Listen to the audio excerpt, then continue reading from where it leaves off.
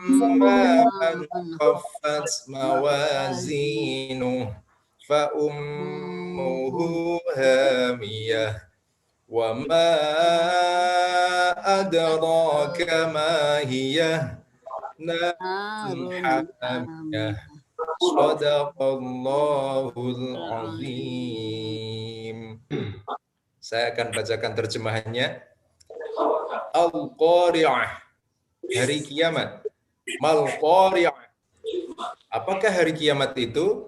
Wa ma adraka mal-Qari'ah, dan tahukah kamu apakah hari kiamat itu?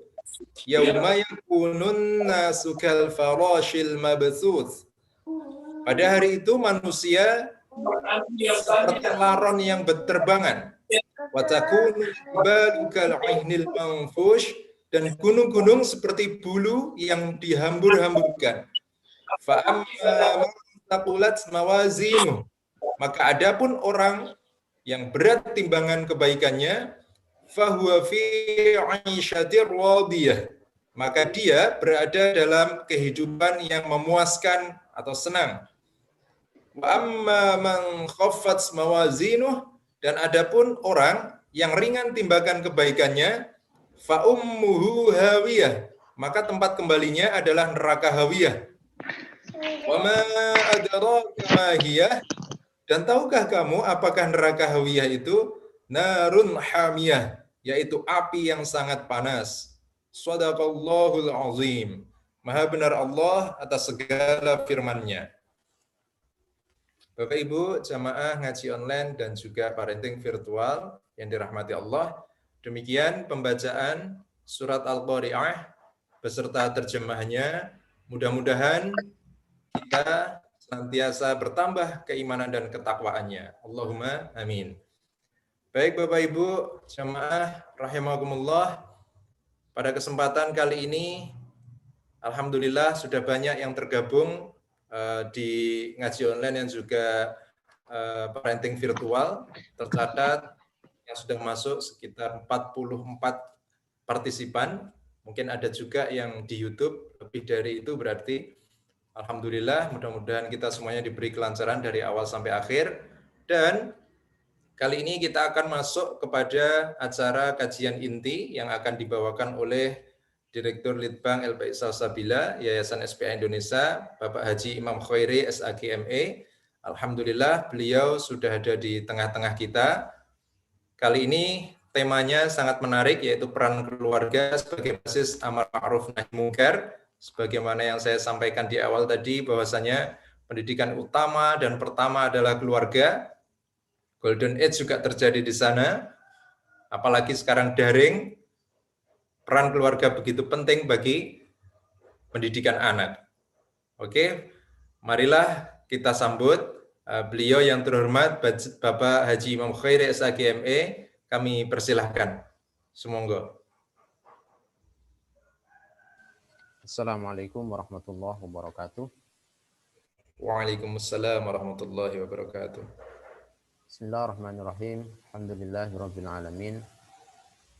Assalatu wassalamu ala asyrafil anbiya wal mursalin sayyidina wa maulana Muhammadin wa ala alihi wa ashabihi ajma'in. Allahumma inna nas'aluka ilman nafi'an wa rizqan wasi'an wa amalan mutaqabbala. Amma ba'du. Alhamdulillah, puji syukur bersama mari kita panjatkan kepada Allah atas segala rahmat dan karunia-Nya. Pada pagi ini kita bisa bertemu bersama-sama di dalam satu majelis ilmu secara virtual. Semoga pertemuan kita senantiasa mendapatkan rahmat keberkahan dari Allah dan membawa manfaat untuk kita semuanya. Amin. Allahumma amin. Terima kasih Mas Syafi'i yang sudah mengantarkan. Yang saya hormati tentu teman-teman para pimpinan dan yang ada di STPI, Pak apa yang di sini kelihatan ya. Saya tanya Pak Adi juga hadir ya, Pak Adi, Bu Umi, ya, Pak Ali, Mahmudi juga hadir.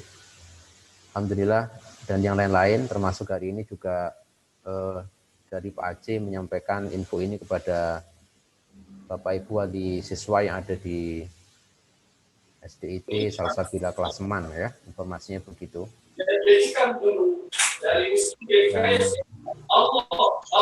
maaf pada pagi hari ini Pak Adi, saya pakai logonya Salsabila ya. Di logo SMP SMA IT Salsabila Boarding School. Tadi saya lihat juga hadir Pak Dr. Ali Mahmudi, ini Direktur LPI Salsabila. Saya sudah sebut SMA-nya Pak Ali, ini tinggal diwujudkan. Amin, amin, ya Allah. Dalam waktu yang tidak lama insya Allah akan ada juga ya, karena kita sudah buka beberapa SMP gitu ya. Saya kira tahun depan ya, mungkin sudah butuh SMA karena sudah ada lulusan SMP. Baik Bapak Ibu sekalian, hari ini kita akan bahas tentang satu tema, keluarga sebagai basis amar ma'ruf nahi munkar. Kita akan awali dari satu firman Allah dalam surat At-Tahrim ayat 6. A'udzubillahi minasyaitonirrajim. Bismillahirrahmanirrahim. Ya ayyuhalladzina amanu qu anfusakum wa ahlikum nara wa quduhan nas wal hijarah 'alaiha malaikatun ghiladun shidadun la ya'sunallaha ma amarahum wa yaf'aluna ma yu'marun. Wahai orang-orang beriman, peliharalah diri kalian dan keluarga kalian dari api neraka. Kita akan bahas sampai di sini ya. Jadi sampai pada penggalan pertama ini. Yang pertama, ayat ini tertuju pada orang-orang beriman. Karena khitab atau redaksi ayat dalam Quran itu ada yang ya ayuhan nas, ada yang ya ayyuhalladzina amanu. Nah, ini dikhususkan, ditujukan kepada orang-orang beriman. Bahkan ada satu buku yang itu menulis, mencermati khitab-khitab Quran, redaksi Quran yang tertuju pada orang-orang beriman. Dan ini kita yang diseru artinya. Jadi kalau ada orang yang ada ayat mengatakan ya ayyuhalladzina amanu, itu kepada siapa? Ya kepada kita, orang-orang beriman ini. Artinya yang dipanggil itu ya saya penjenengan semua, bukan orang lain. Ya. Jadi ketika Quran mengatakan ya ayyuhalladzina amanu, itu Allah bicara pada kita. Yang diajak untuk berdialog itu adalah kita. Maka ayat ini, At-Tahrim ayat 6, itu ya ayyuhalladzina amanu. Berarti ayat ini menyeru kepada saya, kepada Bapak Ibu, kepada semua yang hadir. Ya, disuruh oleh Al-Quran. Disuruh untuk apa? Untuk memelihara diri dari api neraka. Yang kedua disebutkan, dalam seluruh taklif yang ditujukan kepada orang beriman, itu adalah bentuk mahabbah Allah, sekalipun berat. Di dalam surat Yasin, Allah sebutkan, Tanzilul Azizir Rahim, Quran itu turun dari Allah sebagai tanzil, produk yang diturunkan dari pembuat produk, sebagai manual, pedoman hidup, karena tidak ada yang lebih tahu dari yang membuat produk ketimbang penciptanya. Dari siapa? Allah Al-Aziz, yang maha perkasa, yang tidak butuh taatnya kita, dan tidak terpengaruh maksiatnya kita, sehingga seluruh produk manual Quran itu kalau ada manfaat kembali kepada manusia, kemaslahatan kembali kepada kita, siapa yang syukur kembali ke dirinya, yang kufur kembali ke dirinya. Dari zat yang kedua, Ar-Rahim, yang maha belas kasih. Maka seluruh produk yang ada dalam tuntunan manual Quran, itu kalau toh ada yang dirasa berat, maka di situ itu sesungguhnya adalah bentuk dari wujud kasih sayang Allah. Contohnya apa? Puasa misalnya. Puasa itu berat, nggak ada orang suka puasa. Orangnya itu suka nunggu, kapan ya ada traktiran, nah, kapan teman syukuran. Itu yang ditunggu itu kuliner, bukan puasa. Nggak ada orang mimpi, kok nggak ada orang ngajak puasa ya. Mau diajak pun kadang nggak mau kan gitu ya. Bapak Ibu, ya, ini puasa Senin Kamis, begini. Ya mandok-mandok tapi nggak dilakukan kan gitu. Jadi gini, karena berat memang. Cuma dalam puasa itu ada begitu banyak kebaikan. Saya dalam 2 minggu yang lalu lah, itu dapat beberapa forwardan tentang hikmah puasa dari seorang peneliti Jepang yang mendapatkan Nobel karena meneliti puasa dengan teori tentang autofagi. Bagaimana puasa yang dilakukan dalam jarak rentang minimal 8 sampai dengan 18 jam ya. Itu bisa berdampak kepada pembersihan sel yang sudah mati di dalam tubuh dimakan oleh sel yang lain. Sehingga dampaknya kalau orang puasa itu secara medis akan berkorelasi dengan menurunnya resiko misalnya dampak-dampak dari kotoran sel. Itu ya kanker, kemudian terjadinya penyebaran tumbuh-tumbuh sel yang tidak pada tempatnya, ya, tumor dan sebagainya. Termasuk jihad fisabilillah, termasuk juga hudud, hukum kisos. Allah sebutkan fil qisasi hayatun. Dalam kisos ada sebuah misi kehidupan. Karena ketika dikisos atas kejahatan, orang mengalami dampak jera. Penjahat nggak jera, yang terjadi ya penjambat kambuan, kemudian menjadi residivis karena tidak pernah jera, dan seterusnya. Maka seluruh yang ada dalam tuntunan itu adalah mahabbah Allah, bentuk cinta sayangnya Allah kepada manusia. Kayak orang dibawa ke rumah sakit, perutnya dibedah, dioperasi, dijahit, ya, itu pasti sakit. Diinfus, disuntik, itu pasti sakit. Tetapi kita harus sadar bahwa yang namanya suntik, infus, operasi semata-mata karena bentuk dari upaya menyehatkan. Dan itu kasih sayang Allah. Kalau anak dibawa ke rumah sakit ya bukan untuk karena dibully, disakiti, tapi karena untuk diberikan pengobatan. Inilah Allah kepada kita semua. Ini yang pertama. Jadi pagi ini Bapak Ibu sekalian, poin pertama, ayat ini bicara kepada kita. Kita siapa? Ya saya, penjenengan, dan kita semuanya. Ya. Maka mari kita dengarkan apa arahan Allah kepada kita semua pada tahrim ini. Qu anfusakum. Pertama adalah peliharalah dari api neraka. Siapa? Pertama diri sendiri. Maka seluruh tuntunan syariat itu pertama adalah bermula dari diri sendiri. Ya, di dalam konteks keluarga, siapa diri sendiri itu? Ya kita-kita semua anggota keluarga ini. Wabil khusus dalam konteks ini adalah kepala keluarga. Maka dimulai dari diri sendiri untuk memelihara diri dari api neraka. Nah, setiap manusia itu punya 3 potensi kemampuan. Potensi nafsu. 1 nafsu lawamah, 2 nafsu amarah, amaratun bisu, yang ketiga nafsu mutmainah. Kondisi kita bisa macam-macam. Lawamah itu apa? Ada dorongan untuk kembali kepada kebaikan dan taubat ketika dia kemudian melakukan kesalahan. Jadi kalau maknanya mencela lawamah itu. Jadi dia mencela diri ketika kemudian dia salah. Lalu sadar kemudian dia tobat. Itu lawamah. Dan ini yang pada level minimal itu kita pada level nafsu ini seharusnya. Ya, manusia itu tidak ada yang tidak punya dosa kecuali yang maksum, Rasulullah. Kita pasti punya dosa. Ya, kita pernah berlaku maksiat. Tapi kemudian karena ada dorongan untuk kembali pada taubat, maka kita bisa kemudian punya peluang untuk menghapus, mendapatkan ampunan dosa itu disebabkan oleh pertaubatan kita. Jadi bolak-balik, ini nafsu lawamah. Yang kedua adalah amaratun bisu. Dia memerintahkan kepada keburukan. Jadi ini kalau sudah kemudian dalam dirinya itu dominan buruknya, yang muncul adalah nafsu amarah. Amaratum bisu. Dalam bahasa Indonesia diambil alih menjadi nafsu amarah, gitu ya. Amaratum bisu, ya. Kalau kemudian ini dominan, maka dalam diri sudah tidak ada lagi kekuatan untuk bolak-balik pada kebaikan. Kalau kemudian lawamahnya masih level lawamah, dia bisa aja dosa, kemudian dia tobat. Dosa tobat lagi, dosa tobat lagi. Tapi kalau sudah amarah, ya, ini kita butuh alat bantu. Dari mana? Orang lain yang mengingatkan. Maka kadang-kadang orang kalau sudah levelnya amarah itu, dia tidak pernah menyesali perbuatan dosanya, bahkan membanggakan dosanya. Ini bisa terjadi. Dia tidak bisa secara otomatis untuk kemudian menyesali diri, ya, menyesali dosanya. Yang terjadi justru membanggakan dosanya.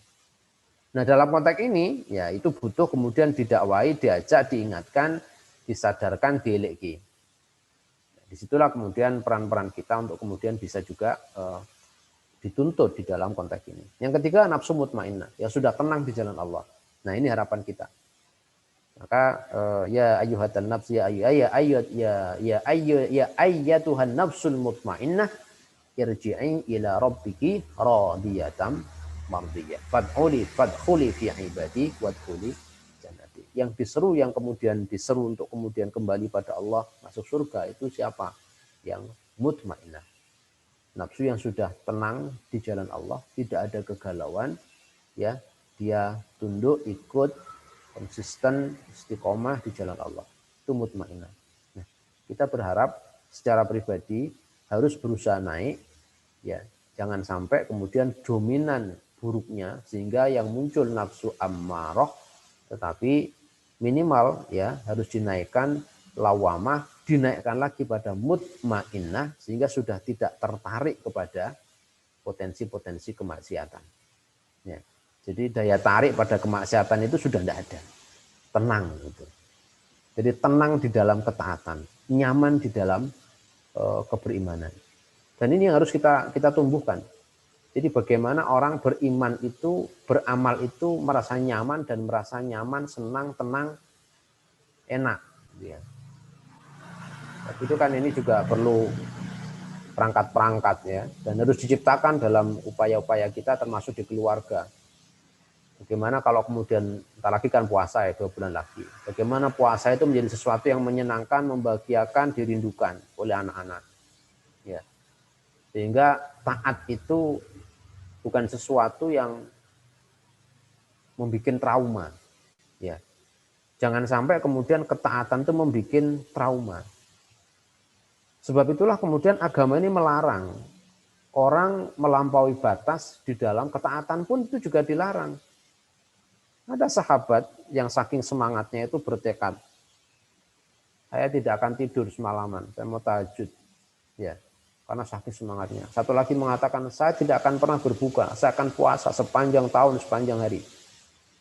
Satu lagi bertekad, saya akan berniat untuk tidak pernah menikah, saya mau membujang seumur hidup. Kenapa? Supaya tidak terganggu ibadah saya. Kalau punya keluarga itu repot, harus kerja, ngurus anak, ngurus istri, dan sebagainya. Apakah Rasul membenarkan? Tidak. Maka Rasul mengatakan, loh, saya itu Rasul. Saya itu juga nikah, saya juga makan, saya puasa, saya berbuka, saya juga tidur, saya juga bangun. Intinya apa? Taat itu harus menimbulkan kenyamanan.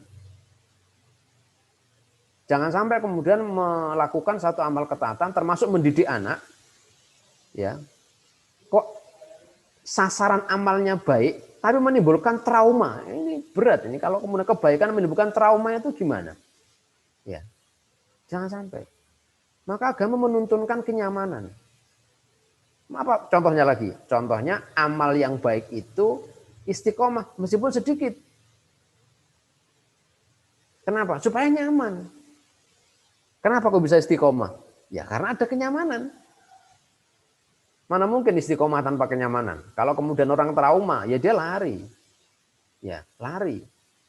Tapi yang penting nyaman. Nyaman itu penting. Ya. Maka para ulama dulu pun ngaji juga begitu. Ini kan kita durasi berapa ya? 1 jam ya. Itu sudah maksimal Pak Syafi'i ya. Karena dulu para ulama itu ngaji.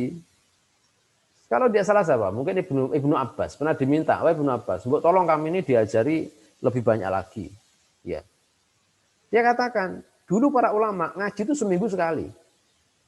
Kenapa? Saya khawatir kalau kemudian yang dengar itu belenger kan gitu.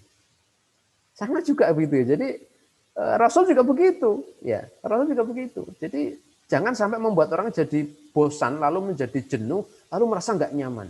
Dalam ketaatan juga sama. Maka penting untuk kemudian kita mengkondisikan diri kita, bagaimana sholat yang nyaman, ya. Puasa juga merasa nyaman. Ketemu anak nyaman, anak juga begitu, diajak berbuat baik itu nyaman.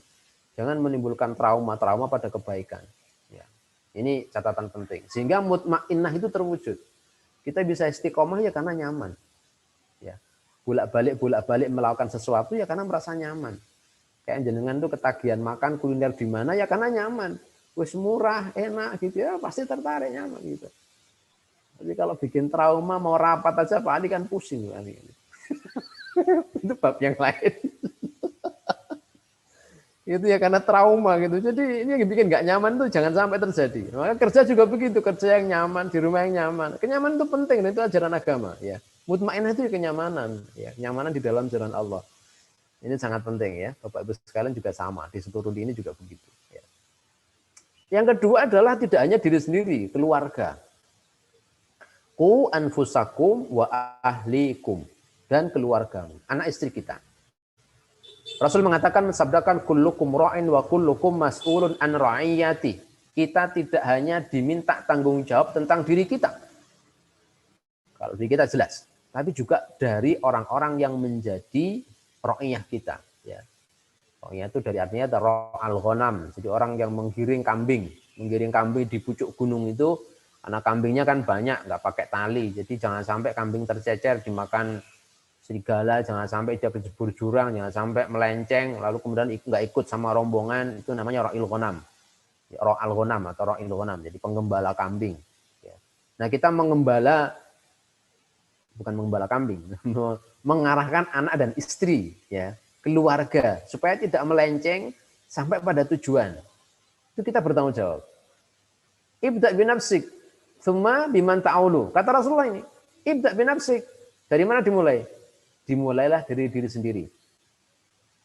Maka di dalam pendidikan, ya, dalam pendidikan itu yang menjadi ideal untuk bisa memberikan dampak efektif di pendidikan itu apa? Dalam keluarga. Pertama adalah contoh. Karena Rasul mengatakan ibda' binafsik, dan itu betul. Anak diperintahin sholat, orang tuanya tidak sholat. Diperintahin belajar, orang tuanya nonton TV. Gimana mau jalan? Maka ibda' binafsik. Sebab itu kalau pengen punya anak soleh, ya solehkan diri sendiri dulu. Jangan nuntut orang lain soleh, kita ini nggak soleh ya, repot kan? Logikanya nggak masuk. Maka kalau pengen anak kita baik, ya baiki diri kita dulu, perbaiki diri kita dulu. Semuanya ibda' binafsik. Berikan contoh. Ini sangat prinsip. Tidak hanya di keluarga, organisasi juga sama. Maka pimpinan harus hadir kan gitu. Menaungi, mengayomi, ya, dan seterusnya. Sama, kepala keluarga juga begitu, menjadi contoh. Ibda' binafsik. Ibu menjadi contoh bagi putra-putrinya. Kakak menjadi contoh bagi adik-adiknya. Dimulai dari diri sendiri. Sebab kalau kita ingin cita-cita anak kita solih, ya kita harus berusaha menjadi diri yang solih. Itu logikanya semacam itu. Ya. Dan kita akan diminta tanggung jawab terkait dengan soal pelaksanaan amanat ini. Bagaimana caranya? Kata Rasulullah, ini hadis saya kutip. Ta'murunahum bima yuhibbuhullah. Perintahkan mereka kepada hal-hal yang Allah sukai, yang Allah cintai. Wa tanhaunahum amma yakrahullah. Dan cegah mereka dari sesuatu yang Allah benci. Wa qala Ali, ini Imam Ali radhiyallahu anhu mengatakan, "Allimu anfusakum." Pertama apa? Didiklah dirimu sendiri. Karena tugas pertama kita, ku anfusakum. Maka Bapak Ibu sekalian, poin pertama, bahwa pendidikan di keluarga itu dimulai dari pendidikan diri sendiri. Sebelum menuntut anak istri, tuntutlah diri kita masing-masing. Sebelum ibu menuntut anaknya, tuntutlah dirinya sendiri, ibu sendiri yang menuntut. Sejauh mana kita bisa menjadi contoh kebaikan. Karena itulah yang paling ideal dan paling dituntut dalam agama. Memberikan contoh kebaikan bagi keluarga. Nah baru nanti gradasinya setelah contoh itu pembiasaan. Ya. Memberi contoh, anak diajari, kemudian dibiasakan. Sebab tidak ada amal yang lebih ringan ketimbang amal yang istiqomah. Jadi kalau nyari amal apa yang paling ringan? Istiqomah. Semakin Bapak Ibu beramal kok dong-dongan, maka semakin berat. Puasa Senin Kamis dengan puasa Ramadan. Kalau ditanya berat mana? Ya berat Senin Kamis, apalagi Senin Kamisnya dong-dongan. Gitu. Sudah Senin Kamis tidak rutin lagi. Seninnya kadang-kadang puasa, Kamisnya 2 Kamis bolong, ya. Mau mulai lagi, ampun beratnya. Tapi kalau Ramadan terus paling berat 3 hari pertama, hari keempat sudah nyaman. Sudah, kamu nyuara bisa nanti. Sama juga Senin Kamis kalau sudah kemudian terbiasa akan nyaman. Kapan? Ketika orang bisa istiqomah. Nah, maka yang kedua pendidikan itu setelah memberi contoh, membiasakan. Baru ketika nasihat. Ya, baru berikutnya adalah apa? Pengawasan. Dalam sholat Allah memfirmankan, ya, apa itu? Wastabir 'alaiha, wa'mur ahlaka bis-sholati wastabir 'alaiha. Perintahkan keluargamu untuk sholat. Berikutnya apa? Wastabir 'alaiha. Ya. Tidak hanya sabar, tapi sabar yang terus-menerus. Itu pengawasan. Diingatkan lagi, diingatkan lagi, diingatkan lagi. Rasulullah itu kepada Fatimah dan Ali yang putranya sudah berkeluarga, itu setiap pagi datang ke rumah Ali dan Fatimah pagi hari itu untuk mengingatkan mereka untuk bangun dan sholat. Saya pernah baca dalam salah satu tafsir itu penjelasan surat apa, lupa saya penjelasan surat apa gitu ya, bahwa Rasul itu sampai sedemikian. Jadi mengingatkan wastobir 'alaiha, perintahkanlah anakmu, keluargamu untuk sholat Ini itu enggak hanya sampai pada usia 10 tahun. Kalau mau bisukan Ya. Kita kan kadang-kadang harus gede lah yang ngerti dewi. Ngerti gimana wong kita ini perintah agama kok memerintahkan sholat itu. Wastabir 'alaiha. Artinya selama kita punya nafas dan hidup, kita punya keluarga, kita punya kewajiban untuk mengontrol, mengingatkan mereka terus-menerus. Bahkan Rasul saja sampai putranya sudah punya keluarga sendiri, itu didatengin untuk mengingatkan sholat. Kira-kira kita gimana? Benar sing duwe mantu nih. Tahu ngeleke mantune kan sholat apa mboten? Dikontrol. Sholat burung, tahajud apa enggak tadi malam? Dileke misalnya itu ya. Gimana sholat 5 waktunya? Apalagi jauh gitu ya. Deket aja kadang wis ora ngeleke. Ya, dan seterusnya. Maka sedemikian itulah kita ini bertanggung jawab pada keluarga. Tidak hanya ketika masa golden age ya, usia SD, SMP, lalu begitu kuliah dilepas, dia kuliah di mana, sholat apa enggak, udah enggak dikontrol, apalagi kos, seterusnya. Enggak seperti itu. Bahkan sudah nikah saja Rasul masih mengontrol putranya kok. Seorang nabi, ya, berikan contoh. Maka pertama, alimu anfusakum. Didik diri kalian. Perbaiki diri kita. Wa ahlikum, dan keluargamu. Al khairu, kebaikan, wa adibuhum, dan ajari mereka adab. Ajarkan tata krama pada mereka. Maka kuncinya adalah pendidikan. Nah, mendidik siapa? Mendidik diri sendiri dan keluarga. Maka Bapak-Ibu sekalian, ya, Islam itu memberikan satu tuntunan untuk pendidikan yang sepanjang masa, ya, tidak pernah mengenal kata henti. Baik. Mencakup apa saja? Nah, ini cakupannya.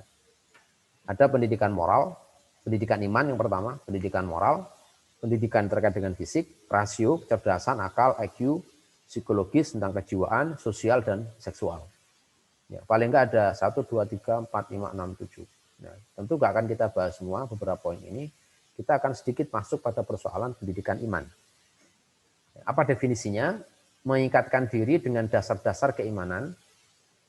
Jadi meyakini semua kabar kegaiban yang diberikan oleh agama. Tentang alam kubur, tentang surga, tentang neraka, tentang akhirat, dan sebagainya. Yang kedua, membiasakan rukun Islam. Mulai dari syahadat, sholat, ila akhirih, dan mengajarkan dasar syariat tentang sistem, aturan hidup yang diatur oleh agama. Ini pendidikan iman. Alhamdulillah, Bapak Ibu sekalian, ya, para wali-wali yang ada di Salsabila, insya Allah panjenengan sudah menjadi bagian dari orang tua yang punya komitmen di dalam rangka mendidikkan keimanan di dalam diri putra-putri. Sejalan dengan pendidikan yang dilaksanakan di sekolah. Ya. Nah, tentu di keluarga juga harus dikuatkan. Apalagi sekarang BDR. Yang pertama adalah menanamkan kalimat tauhid. Istahu ala sibyanikum awala kalimatin bila ilaha illallah. Kenapa? Karena tauhid dan syiar masuk Islam itu hendaknya menjadi kalimat pertama yang masuk ke telinga, ke pendengaran, diucapkan dan dipahami oleh akal. Bagaimana kita terus menanamkan kepada anak beriman kepada Allah, ya, mengagumi ciptaannya, mentafakuri ciptaannya, dan setiap melihat ciptaan Allah itu sampai pada kesimpulan wa anna ila rabbikal muntaha. Ya Allah, ini bentuk ciptaanmu, sungguh dahsyat luar biasa. Saya kemarin angen-angen bab pohon kelapa, Bapak Ibu. Coba Bapak Ibu lihat. Pohon kelapa itu kalau tinggi itu bisa sampai 10-15 meter. Yang anggaplah 10 meter. Setiap pohon kelapa itu punya, kalau dalam bahasa Jawa janjangan ya, janjangan kelopo itu. Satu janjang itu bisa kemudian 10, 8 kelapa. Dan itu berjanjang-janjang. Di setiap kelapa itu ada airnya. Kebak itu kalau dituang satu gelas bisa besar, satu gelas besar, kelapa yang standar ya, bisa lebih.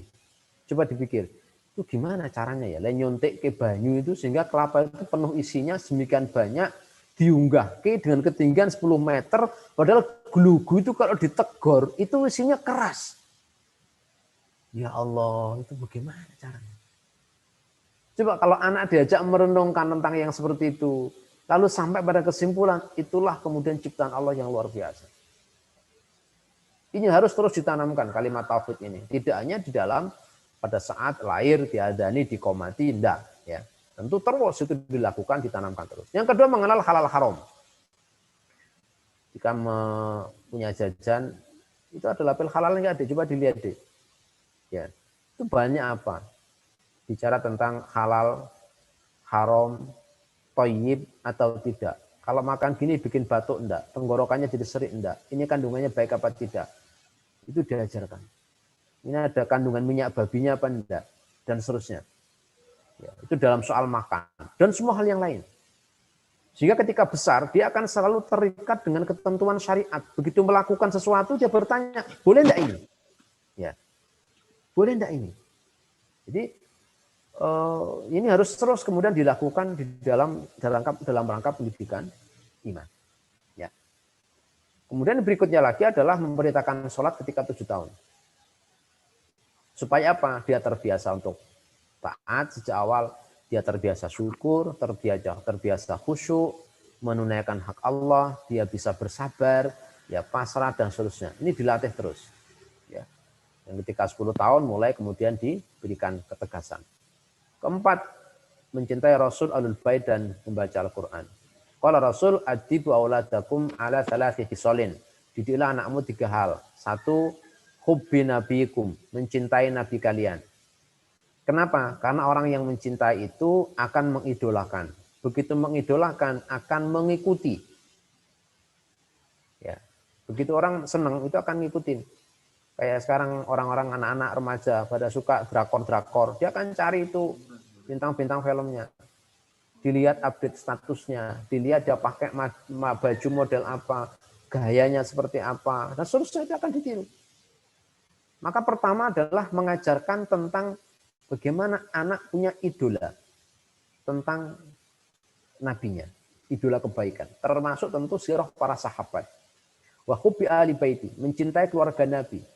Karena anak keluarga Nabi orang-orang solih yang bisa menjadi contoh teladan dalam hidup. Yang ketiga, watilawatil Quran, membaca Al-Quran.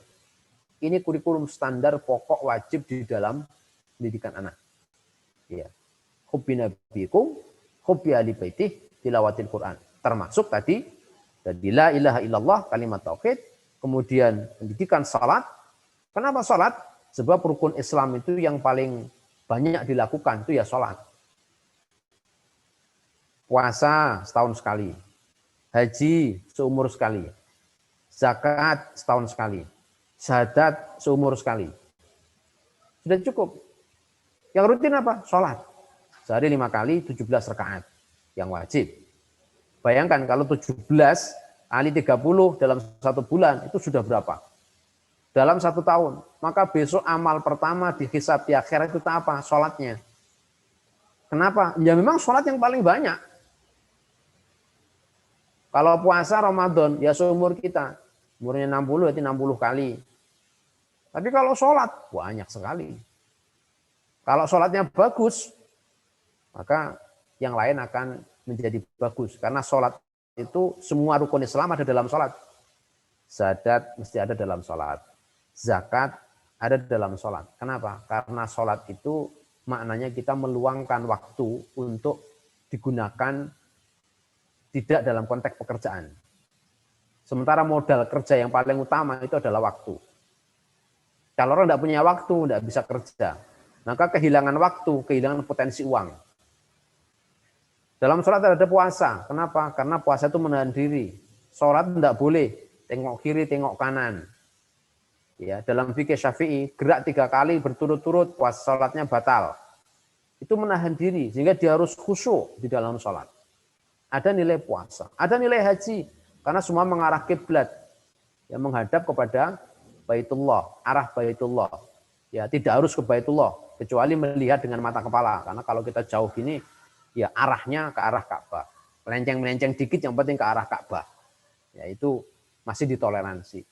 Jadi dalam sholat ada 5 itu. Tauhid, sholat, ya, mengidolakan Nabi, mencintai ahli bait, kemudian tilawah Quran. Itu kurikulum wajib. Dan ini kita kembangkan di Salsabila, ya, di seluruh Salsabila mengembangkan kurikulum yang standar-standar pokok ini semuanya diajarkan. Nah, masih 15 menit. Saya akan masuk kepada persoalan hambatan. Kita akan coba bahas, semoga cukup. 1, 2, 3, 4, 5. 5 poin. Ya. Kalau nanti cukup. Kalau enggak, secukupnya saja.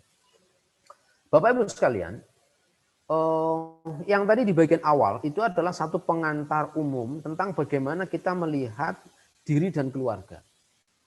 Ya. Untuk kemudian bisa mencapai itu semua, dibutuhkan beberapa prasyarat. Kalau prasyarat ini tidak ada, maka peran keluarga ini tidak akan bisa optimal di dalam melaksanakan fungsi melahirkan orang-orang generasi yang punya nilai kebaikan dan mencegah kemungkaran. Karena setiap ketaatan itu sesungguhnya adalah perlawanan terhadap kemaksiatan.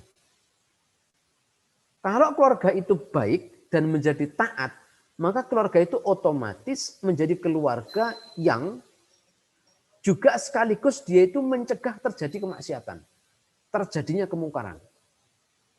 Nah, basis dari masyarakat itu ya di keluarga. Kalau keluarganya beres, maka masyarakatnya beres. Kalau keluarganya bubrah, masyarakat juga ikut rusak. Nah, fungsi keluarga bisa baik kalau pertama itu harmonis. Maka kita sebut dalam konteks ini beberapa hambatan nanti sekaligus berarti kebalikannya adalah syaratnya. Apa yang mengganggu fungsi itu? Pertama, ketika terjadi disharmoni. Bapak ibunya bertengkar. Ya, nggak ada anak kok seneng nonton bapak ibunya bertengkar itu. Mereka akan lari dari rumah. Karena rumahnya membosankan, orang tuanya menjengkelkan, pokoknya nggak nyaman.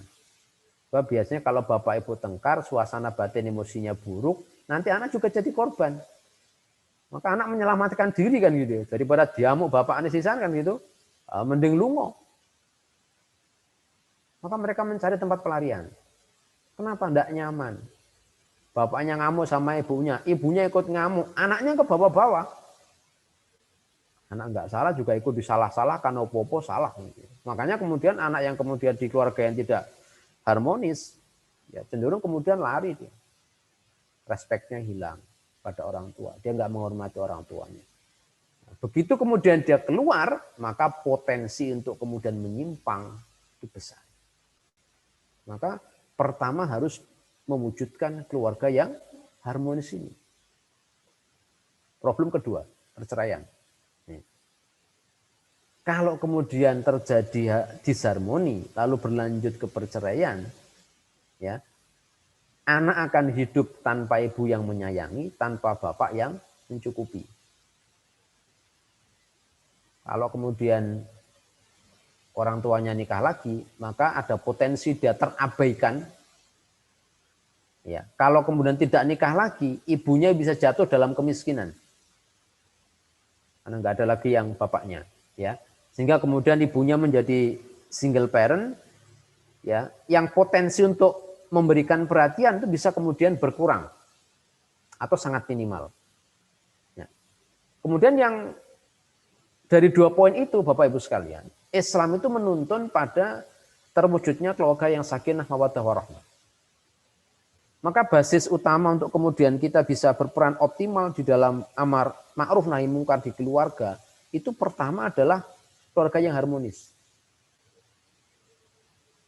Ku anfusakum wa ahlikum naro. Peliharalah dirimu dan keluargamu dari api neraka. Fungsi ini tidak akan bisa optimal terwujud kalau tidak berbasis keluarga yang harmonis. Dan ini ajaran Islam. maka punya beberapa tuntunan yang harus kita ikuti. Apa itu? Satu, istri mentaati suami dengan cara yang ma'ruf. Ketaatan istri bernilai jihad. Ini hadisnya, tapi nggak saya kutip hadis panjangnya. Seperti jihadnya orang laki-laki yang berperang di jalan Allah. Maka taatnya istri itu jihad. Tapi kata Rasulullah, ini nggak enak ini. Di akhir ini, saya kutip akhirnya aja. Wa qalilum minkunna may yaf'alu. Sedikit dari kalian wahai para wanita yang melakukannya. Ya. Ini kalau di dalam teori ya, teori yang disampaikan Rasulullah, kalau mau diteliti ya monggo. Ya, tapi pasti benar. Kalau kemudian akan dibuat populasi sampel antara wanita yang taat dan yang tidak taat, nanti banyak yang tidak taat. Sekarang itu perceraian itu angkanya lebih banyak gugat cerai. Gugat cerai itu perempuan yang mengajukan talak, ya, yang mengajukan untuk bercerai. Apakah itu dampak dari kemandirian ekonomi, dampak dari semangat emansipasi dan seterusnya, ya, sehingga kemudian sampai kemudian terrepresentasi pada angka perceraian misalnya. Ini soal bab yang bisa diteliti lebih detail. Ya. Tetapi kata Rasulullah, wa qalilum minkunna may yaf'alu. Imam Bukhari di dalam Sahih Bukhari itu menulis satu kitab Al-Kufru Dunal Kufri. Kafir tapi tidak kafir. Ya. Kufur tapi tidak kufur. Ya. Hadis yang dikutip itu apa? Hadis yang menerangkan tentang sabda Rasulullah tentang seorang wanita atau wanita yang mengkufuri kebaikan suami. Dalam hadis disebutkan kalau laki-laki suami berbuat baik selama misalnya 1 bulan, dia ketemu 1 hari saja tidak berbuat baik, maka yang tampak adalah 1 harinya. Jadi baiknya itu hilang. Ya. 1 bulan tidak ke mall gitu ya. Nanti bilangnya itu begini. Kita tidak pernah ke mall. Bukan tidak pernah. Dalam 1 bulan tidak ke mall gitu ya. Kita itu sudah tidak pernah kita ini ke wisata. Ya. Bukan tidak pernah. Tapi karena corona 2 bulan nggak ke wisata gitu aja. Tapi kalimatnya itu tidak pernah gitu ya. Maka kata Rasulullah, mereka itu kufur. Tapi nggak masuk kategori kufur dalam pengertian kufur iman. Tapi kufur nikmat kepada suami. Makanya hati-hati ibu sekalian ya. Ya. Tapi ini kan, ya insya Allah yang ada di sini tidak termasuk ini. Tapi ini kata Rasulullah, wa qalilum minkunna may yaf'alu. Sedikit kalian wanita yang melakukannya, yang taat ini. Ya. Karena kan kalau kemudian istri itu taat ya, suami marah, istrinya diem, ya nggak jadi rame. Yang rame itu kalau kemudian suami bicara, istri nimpali. Suami bicara 1, dibalikin 10. Pasti rame itu. Ya. Pasti rame. Ya. Dan gayeng itu kan gitu ya. Nah, itu problemnya di situ itu kan gitu. Kemudian kedua, istri menjaga kehormatan suami ya, harta kehormatan dirinya dan harta suaminya. Ala ukhbirukum bi khairi ma yaknizur rajul. Saya kasih tahu kalian sesuatu yang simpanan laki-laki yang sangat baik itu apa? Al-mar'atus shalihah. Itu wanita yang shalihah, istri yang shalihah. Idza nadhara ilaiha saratu. Kalau dia memandang itu senang. Indikator istri solihah itu apa? Indikator istri solihah itu pertama yang Rasul sebut itu visual. Aspek visual. Sebelum yang lain-lain, karena laki-laki itu memang pertama yang harus dipuaskan matanya. Ini penelitian. Saya pernah baca penelitian di barat. Ya, kalau laki-laki itu yang pertama dipuaskan matanya, maka kriteria cantik bagi laki-laki itu biasa pertama adalah wajah. Begitu ada orang artis cantik. Cantik itu apa sih? Wajahnya. Ya. Lalu yang kedua apa? Bodinya. Ya, stylenya. Ya, stylenya. Style itu juga visual. Maka Rasulullah, ini dahsyat betul teorinya. Wanita sholihah itu yang performa visualnya menarik bagi suami. Yang menarik ya bisa dengan maknailah gitu ya. Bagaimana supaya menarik. Ya, apakah dari sisi pakaiannya, tampilannya dan sebagainya. Kira-kira suami itu menjadi senang kalau lihat, ya, dan seterusnya lah ya, sehingga kalau ketemu itu menjadi nyaman. Wa idza amaraha atau adhu. Kalau laki-laki itu pengen sesuatu, memerintahkan sesuatu, itu taat. Jadi tidak ngeyel gitu. Jadi begitu pengen sesuatu dibalikin. Wah, berat ini kalau begini ya. Dibalikin ya. Jadi kalau pengen ini ditentang. Ini wah ini repot ya. Wa idza ghaba anha khafidatu bimali wa nafsiha. Kalau kemudian ditinggal pergi, suami tenang. Kenapa? Enggak khawatir. Jangan-jangan kalau saya tinggal pergi istri saya ngelayap. Jangan-jangan ada laki-laki lain yang masuk ke rumah. Nah, itu kalau enggak tenang begini, ini belum masuk kategori istri salihah. Maka istri menjaga kehormatan diri. Supaya apa? Tadi sakinah ini. Karena basis dari mawaddah, basis dari amar ma'ruf nahi mungkar itu ya keluarga sakinah.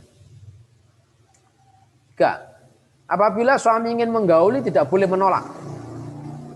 Ada hadis yang sangat populer, ini yang sangat dipertentangkan atau dibully oleh para pembela hak-hak wanita. Idza da'a rajulun imra'atahu ila firasih fa'abat an taji'a ilaihi ya. Ini ada ketutupan ini ya. Kemudian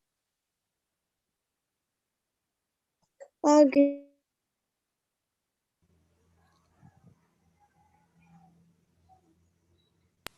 dalam keadaan marah, maka malaikat melaknatnya hingga pagi. Tentu ini tidak boleh menolak itu ya dalam pengertian ketika tidak ada udzur, ya.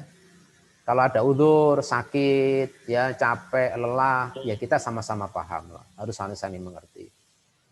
Apa yang penting Bapak Ibu sekalian? Kenapa ini sampai disabdakan Rasulullah? Sebab suami ini, laki-laki ini, dia kemudian kalau keluarganya itu tentram, keluarganya itu nyaman, dengan istrinya itu rukun, kebutuhan biologisnya terpenuhi.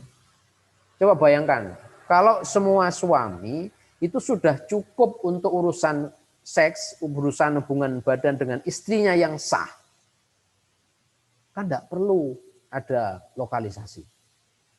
Andai kan dibuka lokalisasi, yang datang juga siapa? Nah kalau kemudian lokalisasi masih jalan, ya berarti ada problem di keluarga. Kalau bukan di keluarga yang sudah punya suami istri, mungkin di remajanya yang dia tidak menahan diri. Ya. Maka ini bentuk perlawanan terhadap kemaksiatan.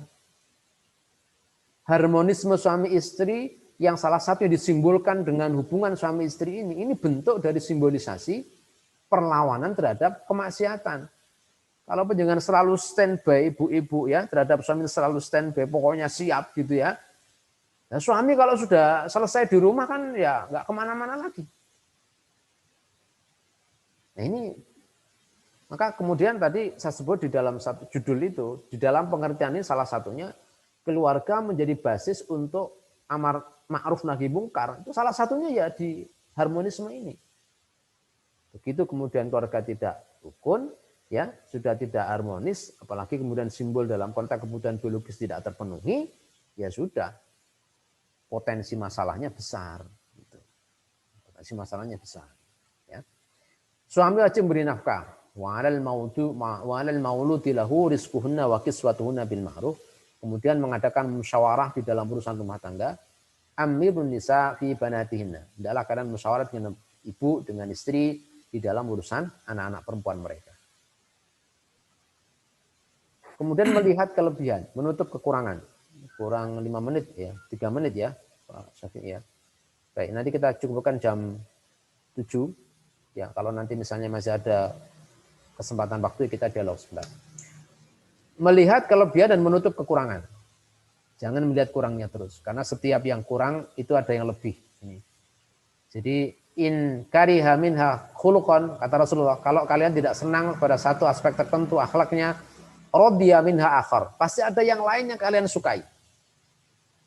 Maka tinggal kita lihatnya yang mana. Ya. Lihat baiknya atau lihat buruknya. Kemudian yang berikut, lemah lembut, bersikap baik, khairukum li ahli wa ana khairukum li ahli. Khairukum li ahli. Yang paling baik di antara kalian adalah yang paling baik pada keluarganya. Ya. Kemudian suami berperan dalam urusan rumah tangga. Penghambat berikutnya apa? Kemiskinan. Jika anak tidak mendapat kelayakan di keluarga, anak akan berpaling dan loyal kepada orang lain. Maka ikhtiar untuk menjadi cukup itu penting. Tetapi bahwa kemudian memang kita ini misalnya terbatas, ya harus kita terima untuk kemudian menjadi ridho dan dipahamkan kepada anak-anak. Ya. Kalau dalam batas minimal lah misalnya orang itu sekarang punya TV, ya lazim lah semua orang punya TV. TV itu baik atau buruk? Ya bisa baik bisa buruk. Karena ada satu kisah yang agak tragis, seorang kiai yang dia ini melarang anaknya untuk nonton TV sehingga dia tidak beli TV. Karena berpikir TV itu buruk. Akhirnya apa? Anak ini nonton TV, tapi di tetangganya. Nonton TV ikut temannya. Dia bisa naik motor karena diajari temannya. Sehingga pada akhirnya anak ini lebih loyal ketimbang tetangga dan teman ketimbang pada bapaknya.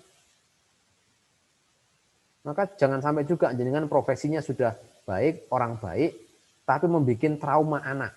Saya tidak pernah mau jadi kayak bapak. Siang malam ngisi ngaji, tapi nggak pernah perhatikan anaknya. Akhirnya dia trauma, dia nggak mau menjadi penerusnya. Saya nggak mau punya bapak guru, saya nggak mau punya bapak kayak begitu, kenapa? Saya terabaikan. Dan ini kejadian. Lalu dia lebih loyal pada orang lain. Akhirnya apa? Ya akhirnya karena kemudian dia ini tidak loyal sama bapaknya, apa-apa nggak dicukupi, apa-apa nggak boleh, ya akhirnya kemudian loyal pada orang lain. Anak ini kemudian pergi, lebih memilih ikut temannya ini, ya migrasi ke Jakarta nyari kerja, terlunta-lunta, sembuh sholat, bundak gitu, tidak tahu lagi. Maka ini juga menjadi sebagian penting yang harus kita ikhtiarkan supaya bisa dalam level kecukupan. Kemudian perlakuan buruk orang tua kepada anak. Perlakuan kejam, keras, cemoohan, nah ini bahaya. Ya. Sebab Allah itu suka pada yang lemah lembut pada semua hal. Sebab itu ketika mengajarkan pada anak, jangan langsung pada hukuman. Hukuman itu terakhir. Setelah diberikan contoh, dibiasakan, dinasehati, diawasi, diingatkan, baru bicara hukuman. Ya. Jangan langsung dihukum. Kalau 4 belum, yang pertama ini belum, lalu lompat pada hukuman, keliru kita urutannya itu. Maka ini problem kalau kemudian orang berlaku buruk kepada anaknya. Lalu anaknya menjadi trauma.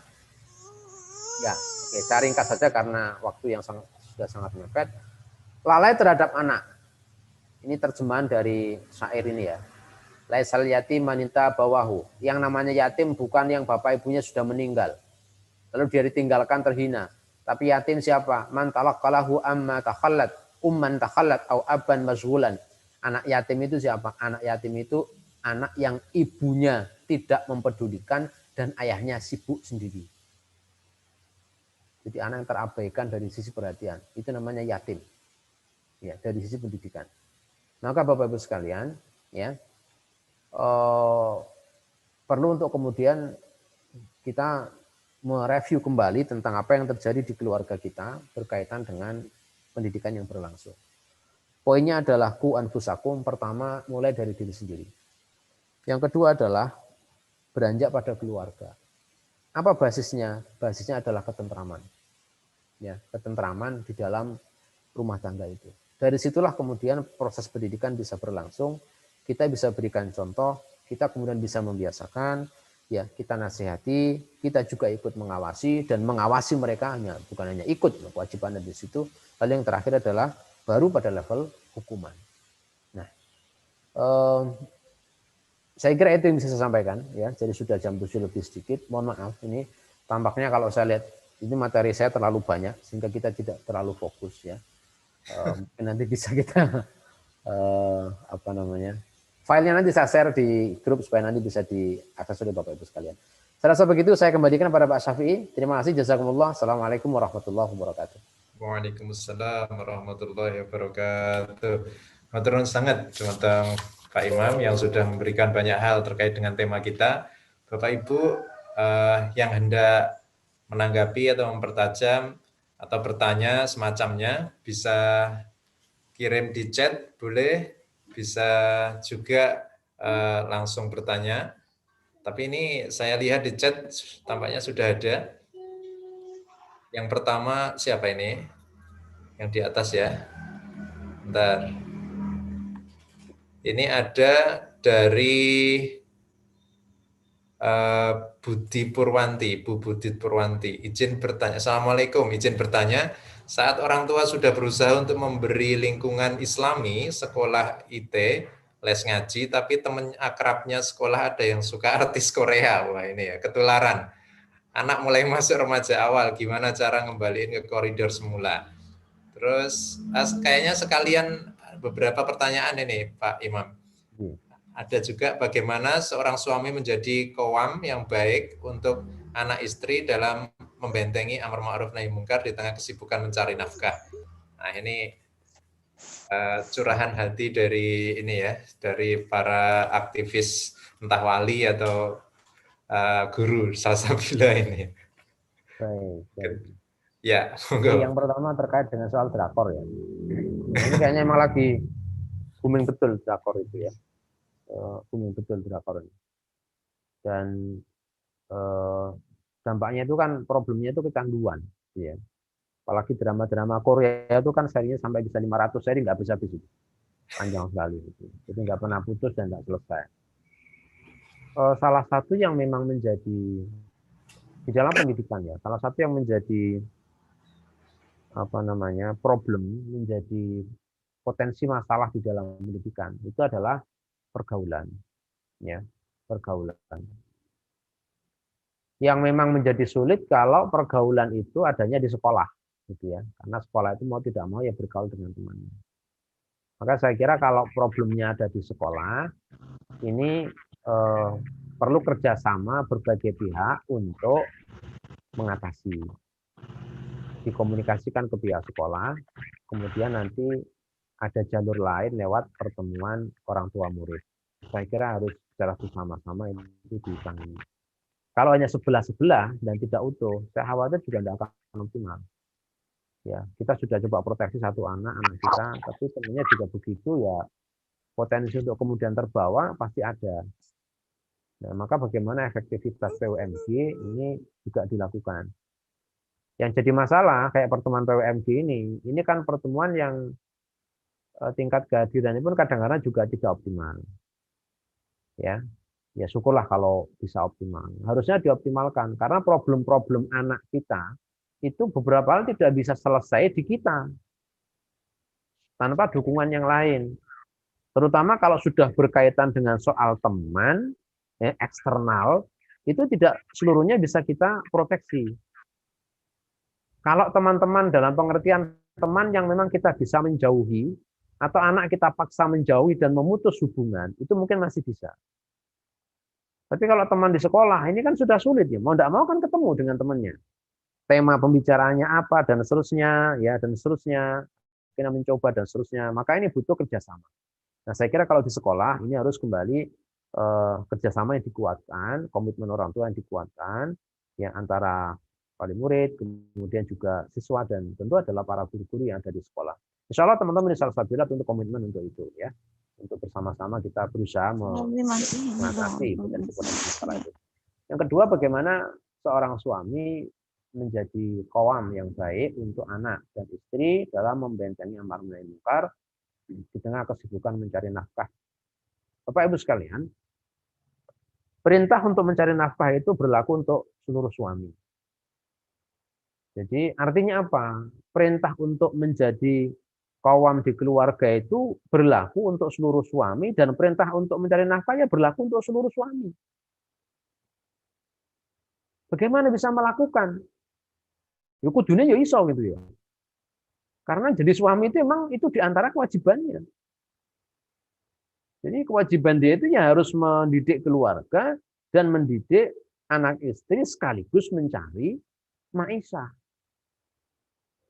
Problemnya misalnya, bagaimana kalau suami tempat pekerjaannya jauh? Nah ini,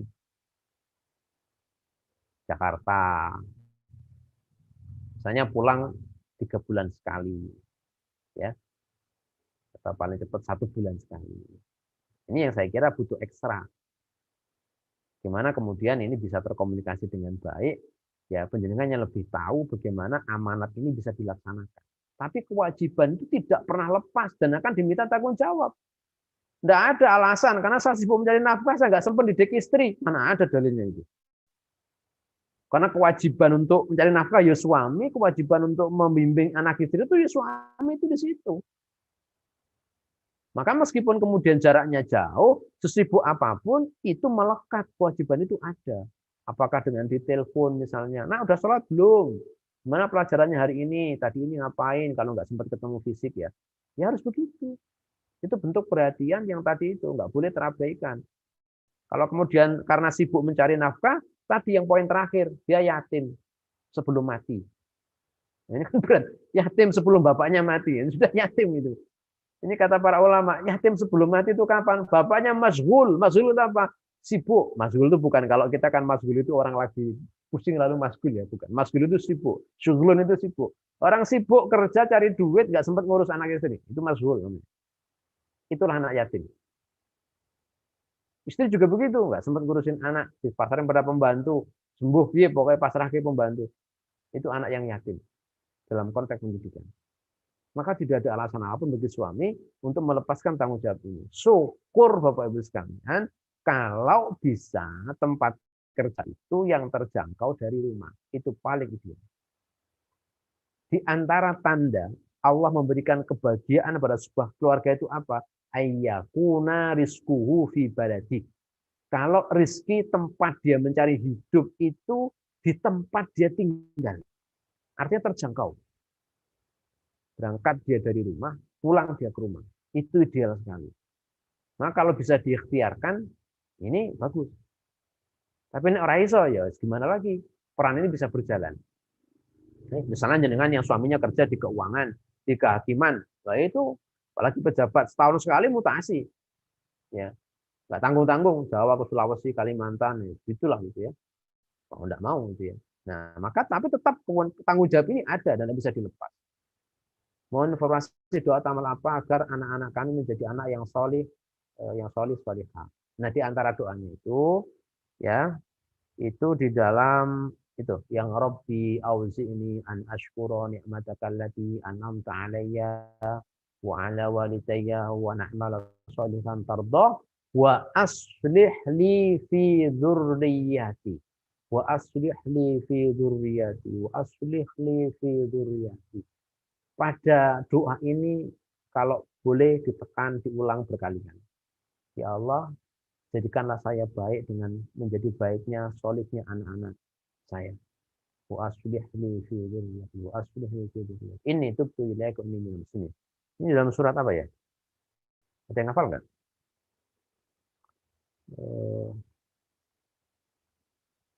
Rabbi auzi'ni. Itu dalam surat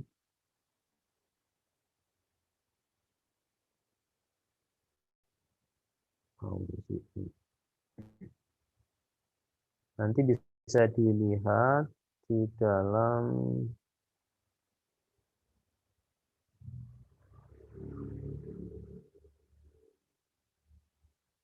ya nggak ada ininya ya.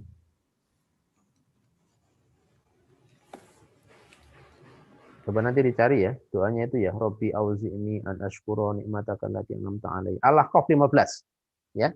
Dalam surat Al-Ahqaf ayat 15. Oke, nanti silakan dilihat. Lalu berikut lagi dalam situasi pandemi proses belajar lebih ke daring. Kami selaku orang tua tidak bisa mendampingi dengan baik karena bekerja. Nah, yang ingin saya tanyakan anak-anak kami hanya merasakan proses belajar pada saat daring itu saja.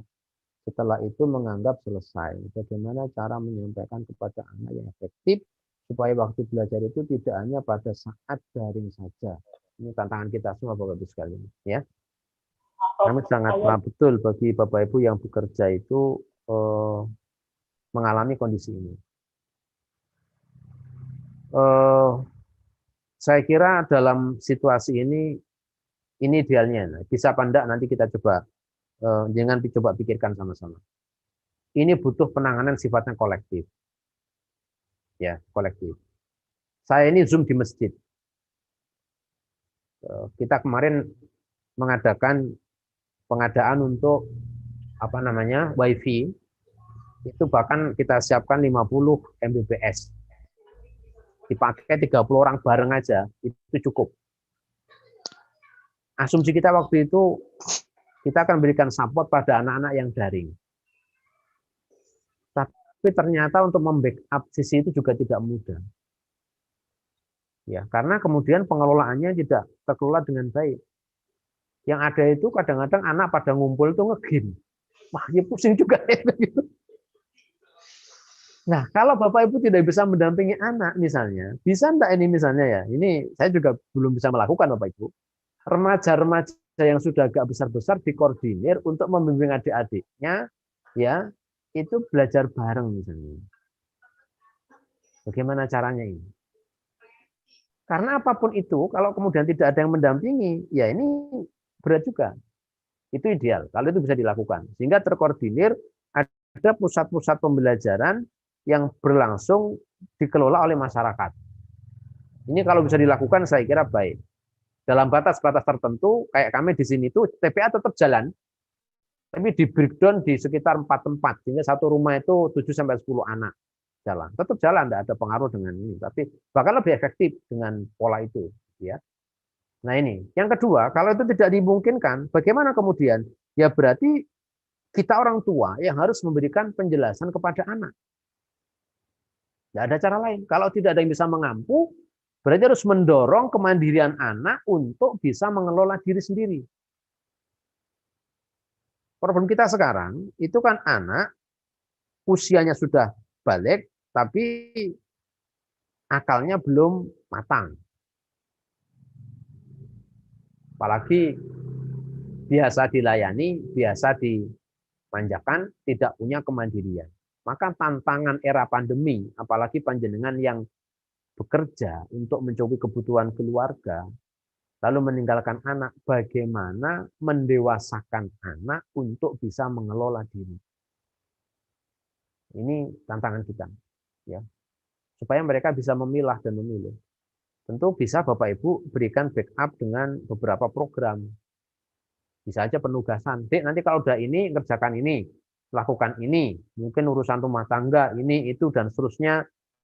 Sehingga harinya menjadi padat. Jangan sampai dibiarkan kosong.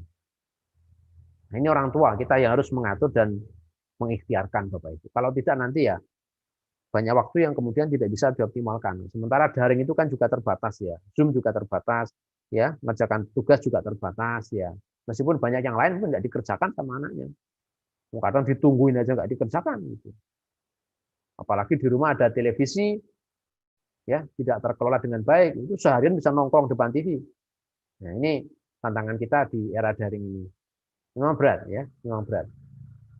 Maka ya apa ya, bagaimana dalam kondisi yang terbatas itu kita bisa mengoptimalkan sebisa mungkin. Ya. Lalu surat apa tadi? Al-Baqarah 15 ini sudah dijawab ya. Nah, sudah. Istiqomah dan menjaga konsistensi waktu ngaji. Apa nih ya? Istiqomah dan arahan dari Pak Adi, istiqomah dan menjaga konsisten waktu ngaji. Ya Pak Adi, wah ini sudah 15 menit. Tapi tadi begini, jadi kemarin saya memang dikontak sama Pak Adi secara khusus untuk hari ini karena melibatkan wali-wali itu Pak Imam kalau dimungkinkan nanti maksimal bisa ditambahkan waktu 30 menit setelahnya. Kalau kemudian ada hal yang perlu untuk didiskusikan. Kemarin begitu ya. Tapi tidak apa-apa. Jadi kita tetap konsisten di jam 7 supaya tidak bosan lah. Ya. Baik, Pak Syafi'i, saya kira begitu. Siap. Ya, terima kasih banyak Pak Imam Khairi yang sudah menyampaikan banyak hal terkait dengan tema kita. Mudah-mudahan bermanfaat. Dan kita langsung saja masuk kepada acara yang terakhir, yaitu penutup. Nanti setelah ini bisa dilanjut oleh Bapak Ibu Guru untuk bisa sharing lebih jauh jika nanti memungkinkan dan dibutuhkan. Mari kita akhiri ngaji online kita dengan bersama-sama membaca Kafaratul Majlis dan Hamdalah. Subhanallah wa bihamdika asyhadu an la ilaha illa anta astaghfiruka wa atubu ilaik. Ya, dari saya selaku pembawa acara, mohon maaf apabila ada kekurangan. Insya Allah kita berjumpa lagi pada acara yang berikutnya. Insya Allah akan disampaikan Bapak Ketua Yayasan Bapak Heru Azzainal Fanani. Mudah-mudahan beliau senantiasa diberikan kesehatan. Dan dari saya juga mohon maaf bila ada kekurangan. Assalamualaikum warahmatullahi wabarakatuh. Waalaikumsalam warahmatullahi wabarakatuh. Turun sangat. File saya share ya, Mas. Ya. Turun Pak Imam. Tapi Silakan di-download di chat. Iya, terima kasih semuanya. Pamit dulu. Sudah bisa di-download ya di chat. Mungkin Pak Pak Syafi'i ingin menyampaikan sesuatu, silahkan. Iya. Baik, terima kasih atas waktunya Pak Imam, matur nuwun sangat atas segala sesuatu yang telah disampaikan. Pada Pak Adi, saya matur nuwun sangat atas waktu dan ruangnya yang telah diizinkan untuk kami. Dan tampaknya tadi Pak Ali mau menyampaikan sesuatu tampaknya Pak Syafi'i. Dan saya terima kasih sekali pada Bapak Ibu wali murid kelas 1 yang sudah bergabung. Mudah-mudahan ini menjadi satu hal yang bermakna untuk kita semua. Itu Pak Syafi'i, mungkin Pak Ali ada menyampaikan sesuatu. Ya. Baik. saya kira cukup Pak Aceh, makasih ini ya. Saya kira Pak Aceh ide bagus itu sudah share ke mungkin kali lain juga ke unit-unit lain bisa di hal yang sama. Terima kasih Imam. Ya. Ini Bapak Ibu dan atau yang lainnya jika dulu buat teman-teman J. Nggak ada acara, matur nuwun sangat. Ya, matur nuwun sangat. Dari matur nuwun sangat dari Bapak Ali dan juga pihak STPI yang sudah memfasilitasi. Terima kasih sekali.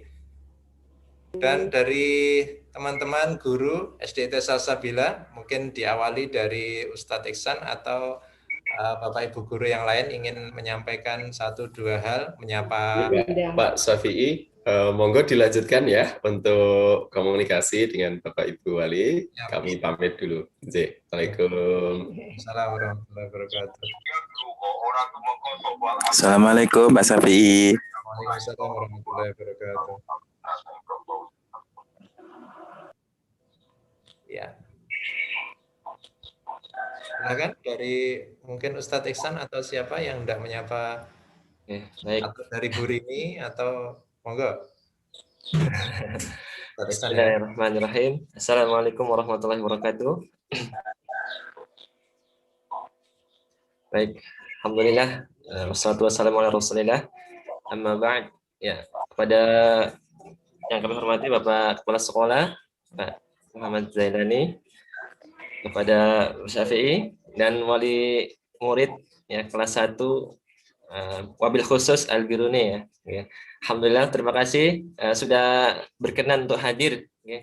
Semoga pertemuan pertama ini ya menjadikan tenaga dan energi untuk maju ke depan ya, terutama untuk terus bersemangat mendampingi putra putri dan untuk melangkah bersama. Jadi tidak berjalan sendiri ya. Maksudnya berjalan sendiri adalah ketika guru-guru semangat menyampaikan ilmu dan materi, namun dari rumah kurang semangat. Nah, harapannya adalah kita bisa berjalan bersama, tujuan yang sama untuk kebaikan anak-anak juga untuk kedepannya insya Allah. Dan semoga pertemuan ini menjadi pertemuan yang baik ya, dan bisa berlangsung untuk pertemuan yang keduanya ya. Itu harapannya seperti itu. Nanti ada pertemuan yang kedua gitu. Mungkin dari saya seperti cukup sekian. Mungkin nanti ada tambahan dari Bu Rini ataupun Bu Vivi. Monggo Bu. Bu Rini. Silakan Bu Rini, Bu Vivi, monggo. Oke. Assalamualaikum warahmatullahi wabarakatuh. Waalaikumsalam warahmatullahi wabarakatuh. Terima kasih Pak Syafi'i atas waktunya. Selamat pagi, salam sehat Bapak Ibu, wali murid, orang tua kelas 1 khususnya Ibnu Sina. Alhamdulillah pagi ini kita bisa bertemu kembali walaupun dalam virtual ya Bapak Ibu. Alhamdulillah dalam keadaan sehat walafiat ya. Alhamdulillah. Ya, terima kasih atas partisipasinya Bapak Ibu semuanya, khususnya wali murid kelas 1 Ibnu Sina yang sudah bisa mengikuti kegiatan parenting virtual pada pagi hari ini. Kan harapannya nanti ini kegiatan parenting virtual seperti ini bisa berlanjut. Itu. Selanjutnya mungkin jika dari Bapak Ibu wali murid ada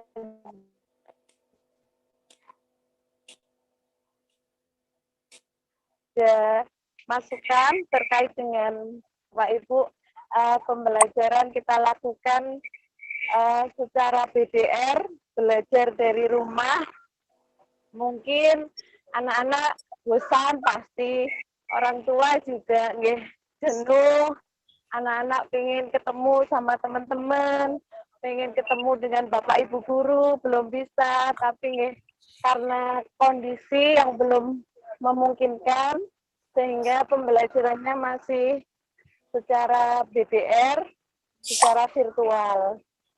Terima kasih sekali kami ucapkan kepada Bapak Ibu yang sudah selalu mendampingi putra-putrinya untuk selalu menyelesaikan tugas-tugas yang sudah diberikan dan untuk mendampingi pendidikan karakter seperti sholat 5 waktu, untuk kemarin belajar untuk menjemur pakaian, untuk menyapu, dan hal-hal yang lain yang sudah disampaikan oleh Bapak Ibu guru. Terima kasih sekali kepada Bapak Ibu. Tanpa bantuan Bapak Ibu, kita tidak bisa menyelesaikan pembelajaran secara jarak jauh atau BDR dengan baik. Gitu. Selanjutnya mungkin jika ada sharing yang perlu disampaikan, bisa disampaikan di sini. Itu Bapak Ibu dari saya. Terima kasih sekali nggih atas partisipasinya dan kerjasamanya yang hampir 1 tahun ini. Itu Bapak Ibu. Saya akhiri. Wassalamualaikum warahmatullahi wabarakatuh. Nih dompetnya. Dari Bu Vivi adakah? Ya, silakan Bu Vivi. Di unmute dulu. Ya. Oke, terima kasih Pak Safi atas kesempatannya.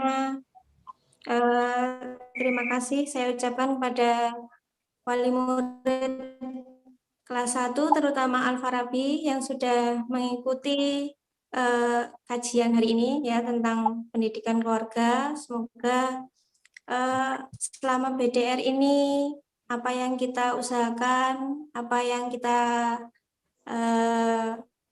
selama mendampingi anak-anak terutama mendapat keberkahan, khususnya untuk Bapak Ibu sekalian,